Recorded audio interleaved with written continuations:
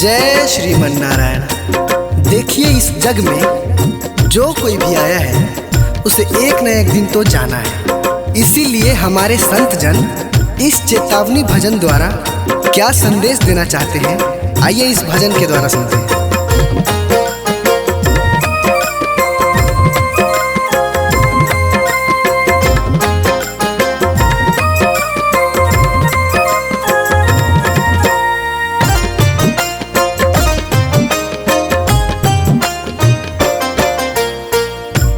पापी मन कर ले भजन, मौका मिला है तो कर ले जतन।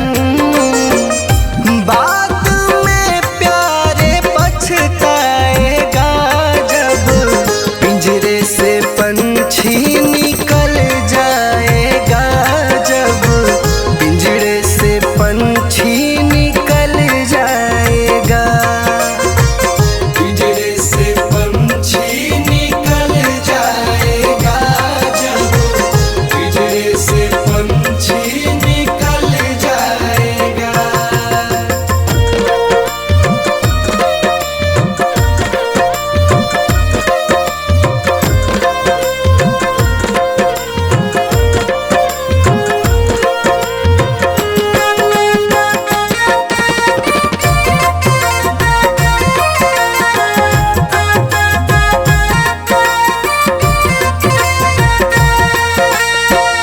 संत जन कहते हैं कि क्या तेरा क्या मेरा लगा रखा है।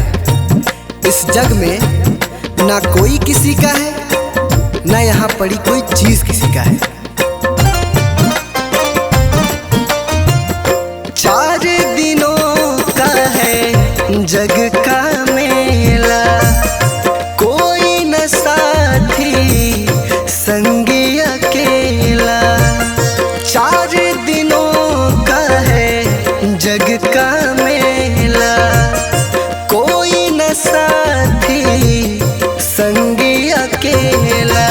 जैसा तू आया जग में वैसा ही तू जाएगा, मुट्ठी बांध के आया जग में हाथ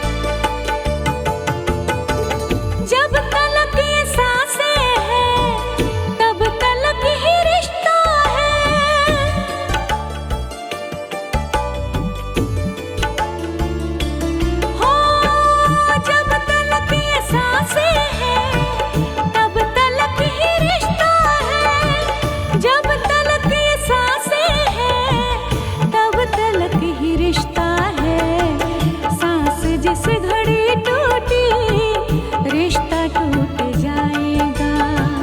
सांस जिस घड़ी टूटी रिश्ता टूट जाएगा। तूने जो कमाया है, तूने जो कमाया है, तूने जो कमाया है कोई दूसरा ही खाएगा। खाली हाथ आया है और खाली हाथ जाएगा। तूने जो कमाया है कोई दूसरा ही खाएगा।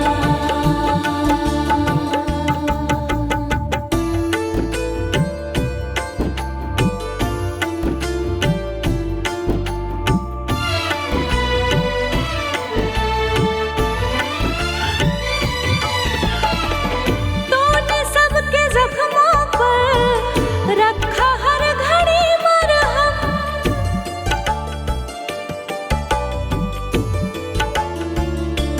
हाँ, तूने सबके जख्मों पर रखा हर घड़ी मरहम।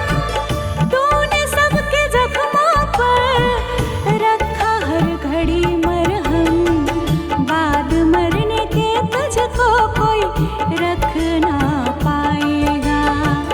बाद मरने के तुझको कोई रख ना पाएगा। तूने जो कमाया है, तूने जो कमाया है, तूने जो कमाया है कोई दूसरा ही खाएगा। खाली हाथ आया है और खाली हाथ जाएगा। तूने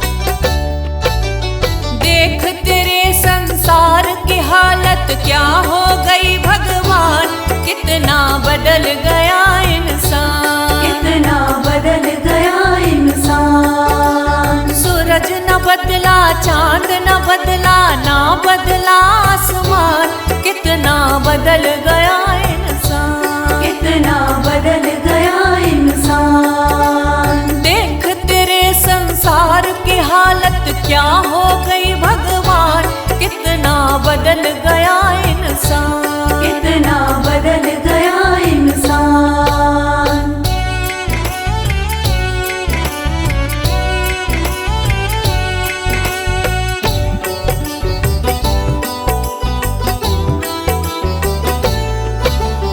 आया समय बड़ा बेढंगा, आज आदमी बना लफंगा, आज आदमी बना लफंगा।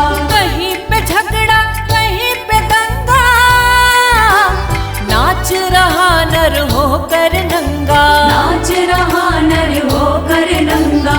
छल और कपट के हाथों अपना बेच रहा ईमान, कितना बदल गया इंसान, कितना बदल गया इंसान। देख तेरे संसार की हालत क्या हो गई भगवान, कितना बदल गया इंसान, कितना बदल गया इंसान।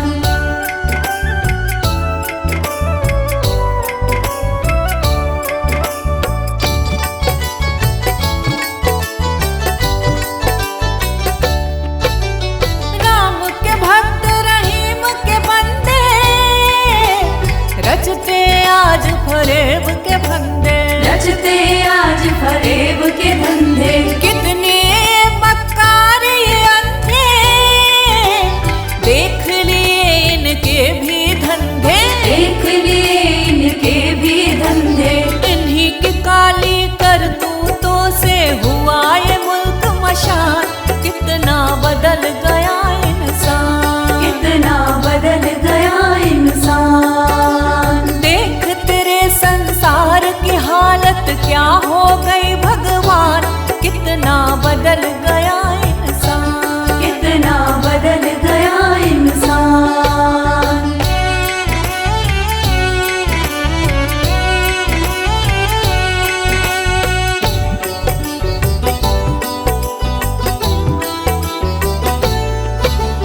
जो हम आपस में न झगड़ते, बने हुए क्यों खेल बिगड़ते, बने हुए क्यों खेल बिगड़ते। काहे लाखों घर ये उजड़ते, क्यों ये बच्चे माँ से बिछड़ते, क्यों ये बच्चे माँ से बिछड़ते। फूट फूट कर क्यों रोते ऋषि मुनियों के प्राण, कितना बदल गया इंसान, कितना बदल गया इंसान। देख तेरे संसार की हालत क्या हो गई भगवान, कितना बदल गया इंसान, कितना बदल गया इंसान।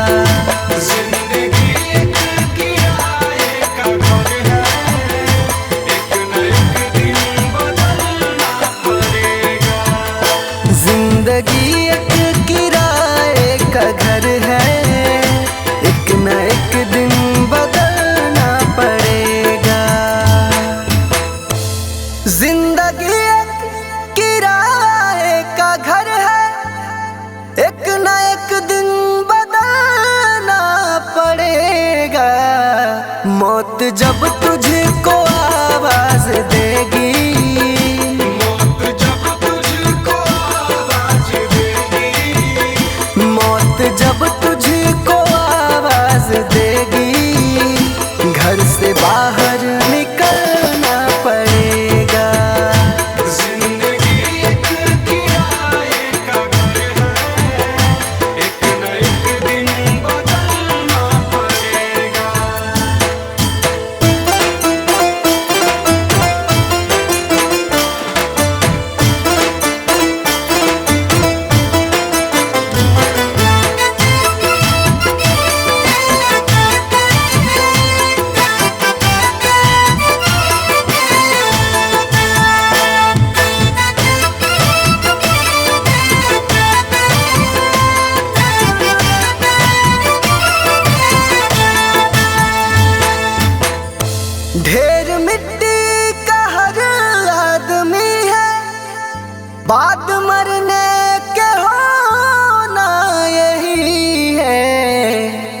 जमीनों में तुरबत बनेगी, या जमीनों में तुरबत बनेगी, या जमीनों में तुरबत बनेगी, या चिताओं में जलना पड़ेगा।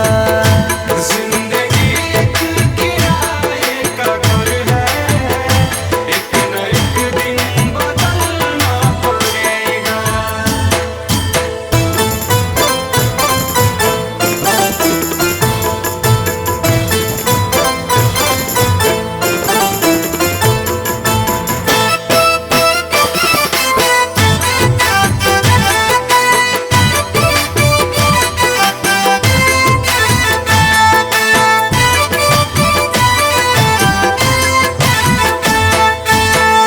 रात के बाद होगा सवेरा, देखना है अगर दिल सुनहरा। पाँव फूलों पे रखने से पहले, पाँव फूलों पे रखने से पहले, पाँव फूलों पे रखने से पहले तुमको कांटों पे चलना पड़ेगा। जिंदगी एक किराए का घर है, एक न एक दिन बदलना पड़ेगा।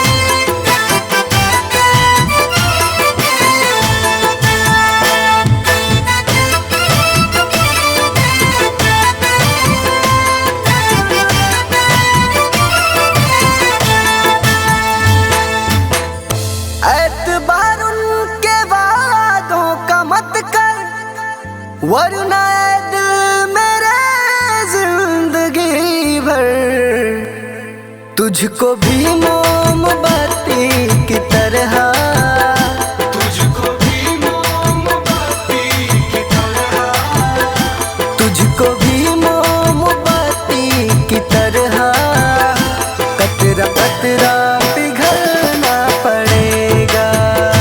जिंदगी एक किराए का घर है, एक न एक दिन बदलना पड़ेगा।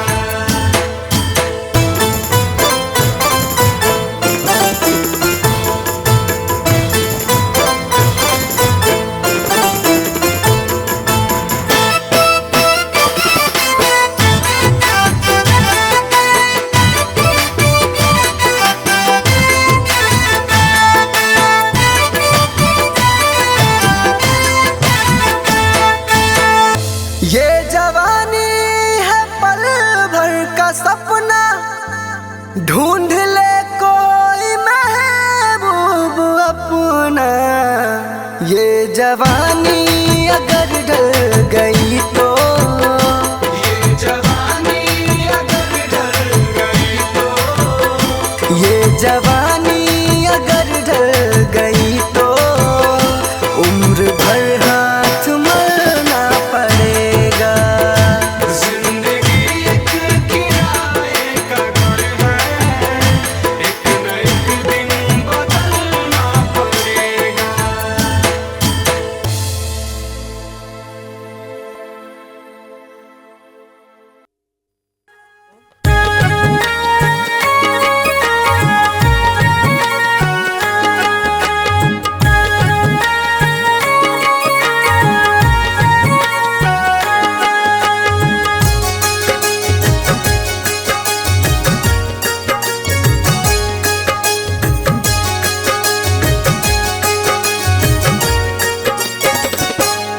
कभी प्यासे को पानी पिलाया नहीं, बाद अमृत पिलाने से क्या फायदा। कभी गिरते हुए को उठाया नहीं, बाद आंसू बहाने से क्या फायदा। कभी प्यासे को पानी पिलाया बाद अमृत पिलाने से क्या फायदा।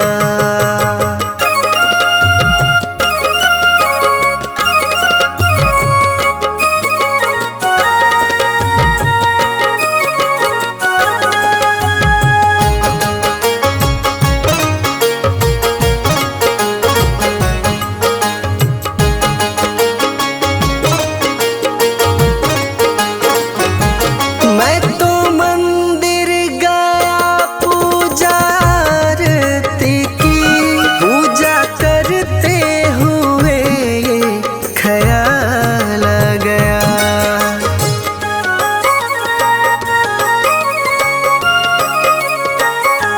मैं तो मंदिर गया पूजा आरती की, पूजा करते हुए ये ख्याल आ गया। कभी माँ बाप की सेवा की ही नहीं, सिर्फ पूजा के करने से क्या फायदा। कभी प्यासे को पानी पिलाया नहीं, बाद अमृत पिलाने से क्या फायदा।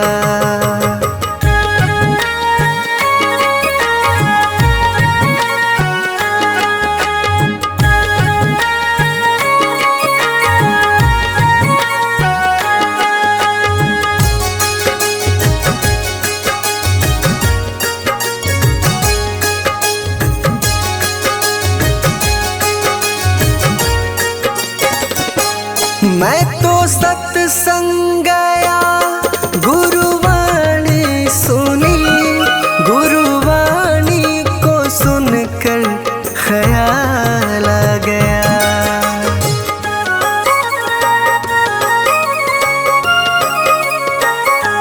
मैं तो सत्संग गया, गुरुवाणी सुनी, गुरुवाणी को सुनकर ख्याल आ गया।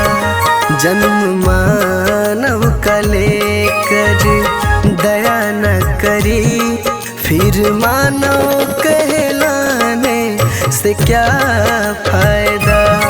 कभी प्यासे को पानी पिलाया नहीं, बाद अमृत पिलाने से क्या फायदा।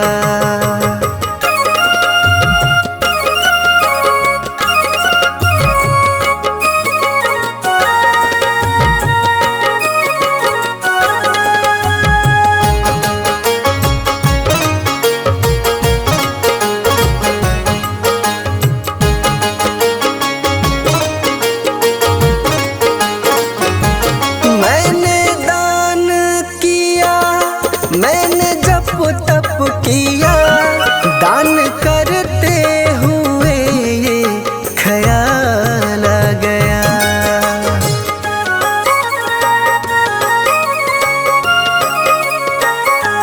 मैंने दान किया, मैंने जप तप किया, दान करते हुए ये ख्याल आ गया। कभी भूखे को भोजन खिलाया नहीं, दान लाखों का करने से क्या फायदा। कभी प्यासे को पानी पिलाया नहीं, बाद अमृत पिलाने से क्या फायदा।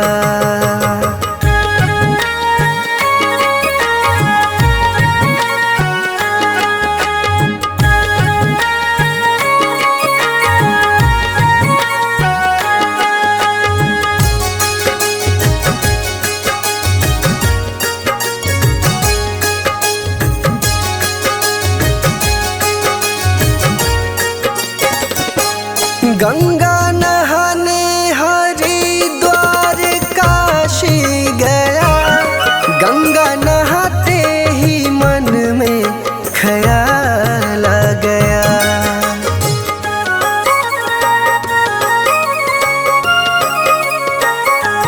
गंगा नहाने हरिद्वार गंगा नहाते ही मन में ख्याल आ गया। तन को धोया मगर मन को धोया नहीं। फिर गंगा नहाने से क्या फायदा, कभी प्यासे को पानी पिलाया नहीं। बात अमृत पिलाने से क्या फायदा।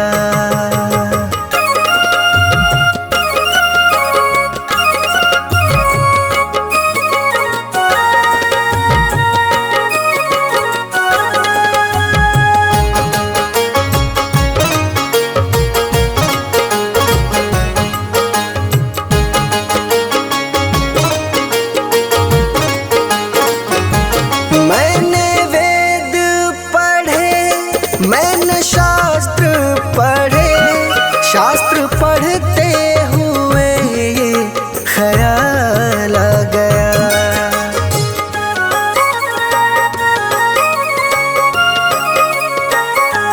मैंने वेद पढ़े, मैंने शास्त्र पढ़े, शास्त्र पढ़ते हुए ये ख्याल आ गया।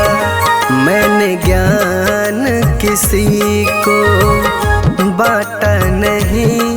फिर ज्ञानी कहलाने से क्या फायदा, कभी प्यासे को पानी पिलाया नहीं।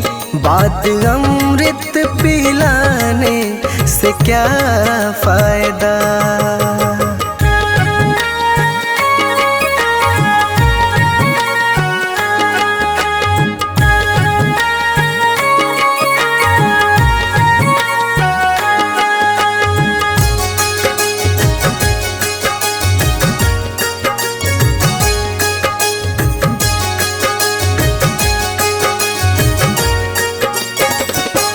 माँ पिता के चरणों में चारों धाम है। आजा आजा यही मुक्ति का धाम है।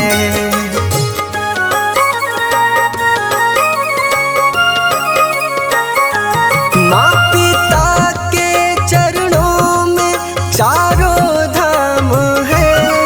आजा आजा यही मुक्ति का धाम है। माँ पिता की सेवा तुमने की ही नहीं। फिर तीर्थों में जाने से क्या फायदा, कभी प्यासे को पानी पिलाया नहीं। बात अमृत पिलाने से क्या फायदा।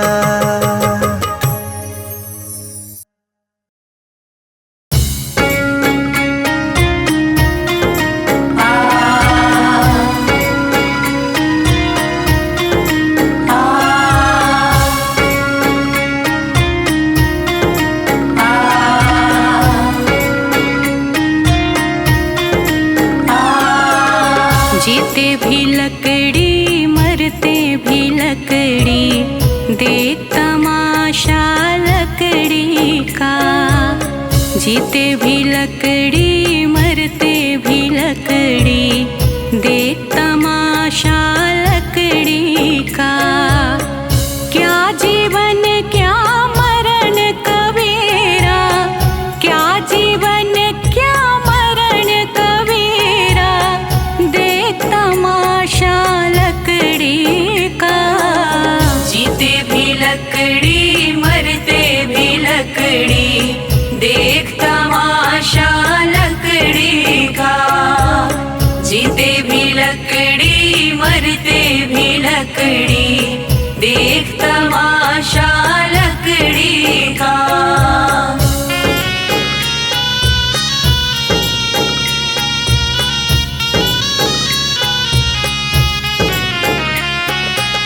जिसमें तेरा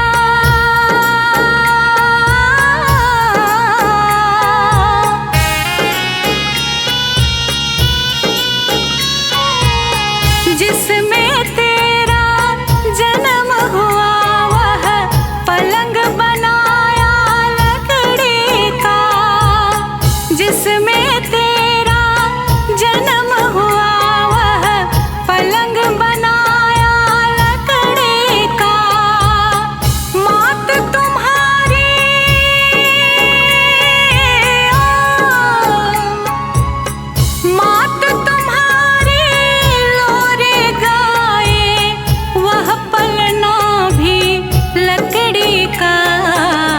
जीते भी लकड़ी मरते भी लकड़ी, देख तमाशा लकड़ी का। जीते भी लकड़ी मरते भी लकड़ी, देख तमाशा लकड़ी का।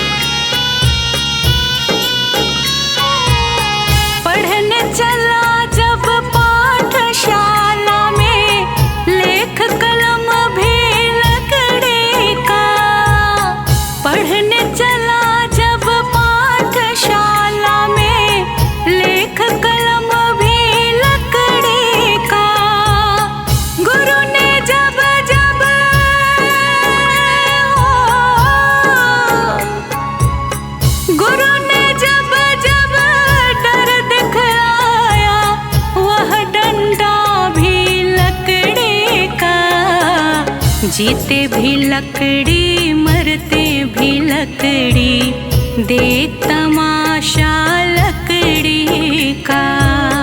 जीते भी लकड़ी मरते भी लकड़ी, देख तमाशा लकड़ी का।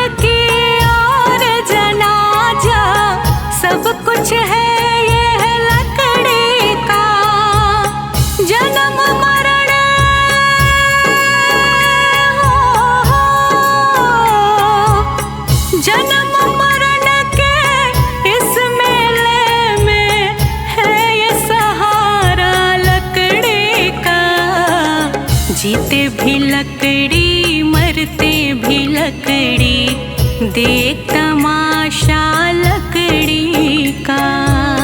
जीते भी लकड़ी मरते भी लकड़ी, देख तमाशा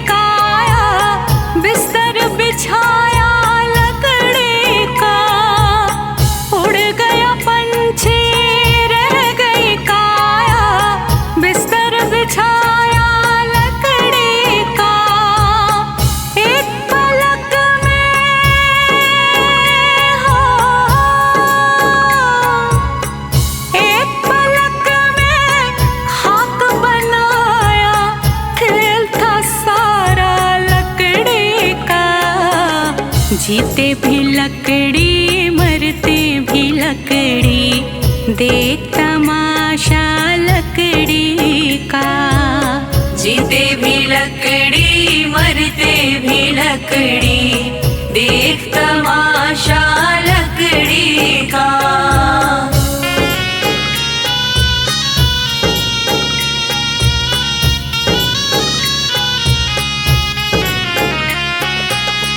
मरते दम तक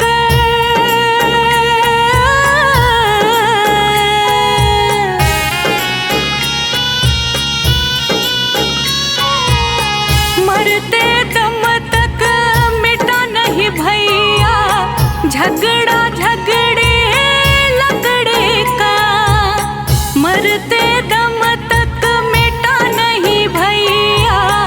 झगड़ा झगड़े लकड़ी का राम नाम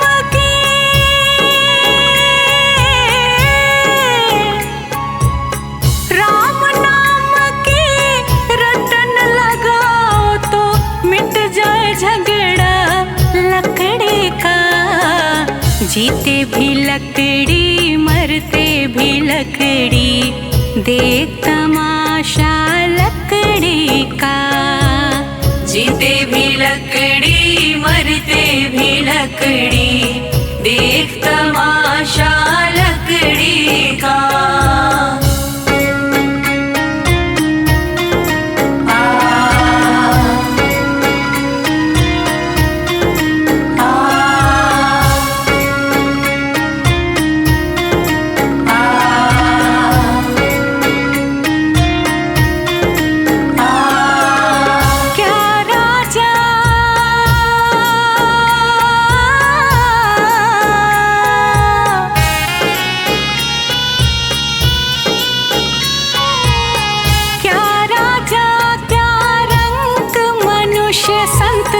अंत सहारा लकड़ी का।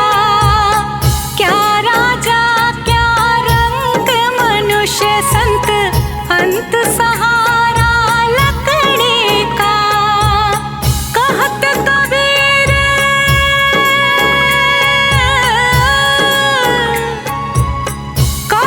कबीर सुनो भाई साधु ले ले तंबूरा लकड़ी का।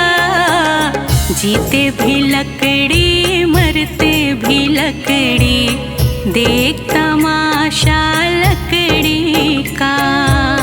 जीते भी लकड़ी मरते भी लकड़ी देख तमाशा लकड़ी का।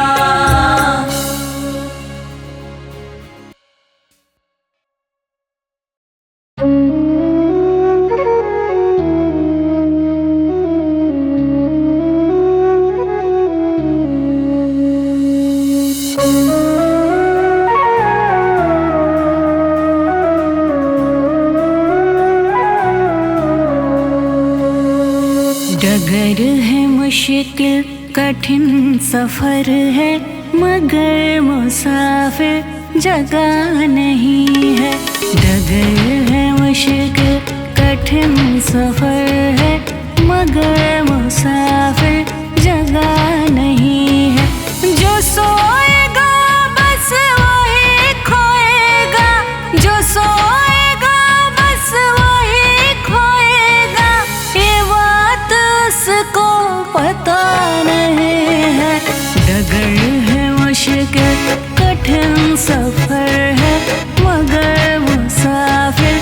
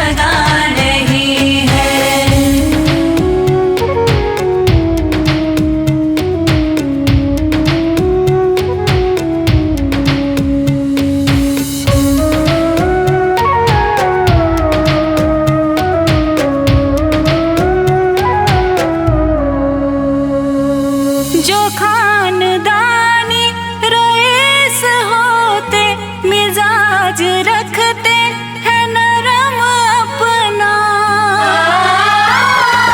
जो खानदानी रईस होते मिजाज रखते हैं नरम अपना। तुम्हारा लहजा बता रहा है, तुम्हारा लहजा बता रहा है, तुम्हारी दौलत नई नई है। डगर है मुश्किल कठिन सफर है, मगर मुसाफिर जगह नहीं है। डगर है मुश्किल कठिन सफर है, मगर मुसाफिर जगह नहीं है।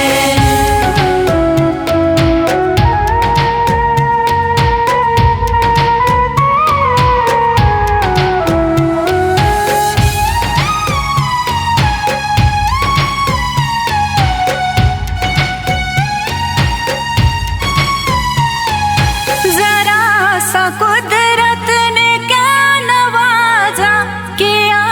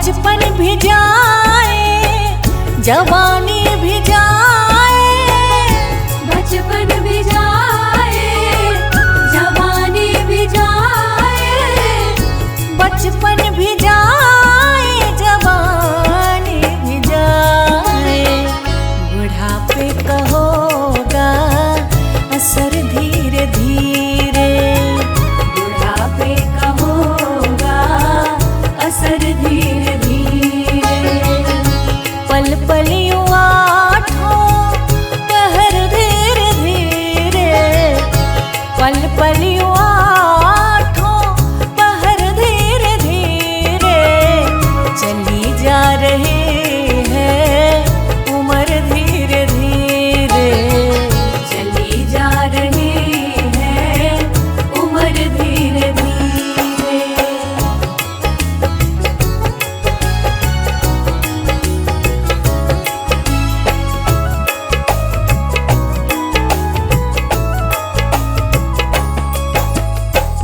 तेरे हाथ पाँव में बल ना रहेगा, तेरे हाथ पाँव में बल ना रहेगा, तेरे हाथ पाँव में बल ना रहेगा, झुकेगी तुम्हारी कमर धीरे धीरे, झुकेगी तुम्हारी कमर धीरे धीरे, पल पल यूं आठों पहर धीरे धीरे, पल पल यूं आठों पहर धीरे धीरे, चली जा रही है उम्र धीरे धीरे, चली जा रही है उम्र धीरे धीरे।